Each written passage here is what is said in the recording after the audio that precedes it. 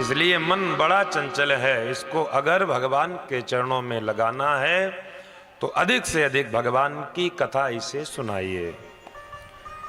जब भगवान की कथा सुनकर भगवान की ओर मुड़े, तब योग साधना के माध्यम से यम नियम आसन प्राणायाम प्रत्याहार धारणा और ध्यान के माध्यम से भगवान के चरणों में मन को लगा दो, आपका कल्याण हो जाएगा।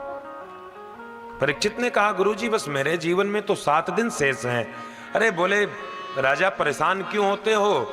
अगर आपका लक्ष्य एकाग्र है, अगर आपका भाव सच्चा है, तो कल्याण आपका एक क्षण में भी हो सकता है।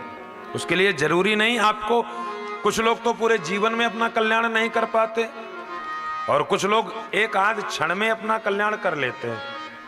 तो बोले गुरुजी कभी किसी का कल्याण एक आध क्षण में हुआ है? बोले एक खटवांग नाम के राजा थे, उन्होंने जब देवताओं का और दैत्यों का युद्ध हुआ, उस युद्ध में देवताओं की उन्होंने सहायता किया। देवताओं ने कहा कि महाराज खटवांग आपने हमारी बड़ी मदद किया है, आप हमसे बताइए हम आपके लिए क्या कर सकते हैं। देवताओं ने कहा कि आप जो कहेंगे हम आपकी सहायता करेंगे, आपकी मदद करेंगे। राजा खटवांग ने कहा कि काम करो देवताओं, अगर आप सच में मेरे लिए मेरा कुछ मदद में मुझे देना चाहते हैं तो बस इतना बता दो कि मेरे जीवन में मेरे जिंदगी के कितने दिन बाकी हैं, मुझे मरना कब है, बस इतना बता दो। क्योंकि मनुष्य के बस में तो ये बात नहीं है, मनुष्य तो नहीं जान सकता कि कौन कब मरेगा। देवताओं ने राजा खटवांग को बताया, आपके जीवन में केवल कुछ मिनट बकाया, कुछ घड़ी बकाया। खटवांग महाराज जैसे उनको पता लगा कि मेरे जीवन के कुछ क्षण बकाया हैं, उन्होंने तुरंत राज्य को छोड़ दिया और बैठ करके एकाग्रचित्त होकर के अपनी संपूर्ण ऊर्जा को ब्रह्मरंध्र में स्थापित किया है। भगवान के चरणों में ऐसा ध्यान लगाया कि एक ही घड़ी में राजा खटवांग ने अपना कल्याण कर लिया।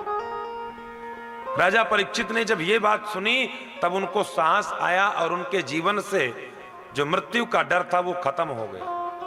बोले गुरुजी जब राजा खटवांग ने कुछ घड़ी में अपना कल्याण कर लिया, मेरे जीवन में तो 7 दिन बाकी हैं।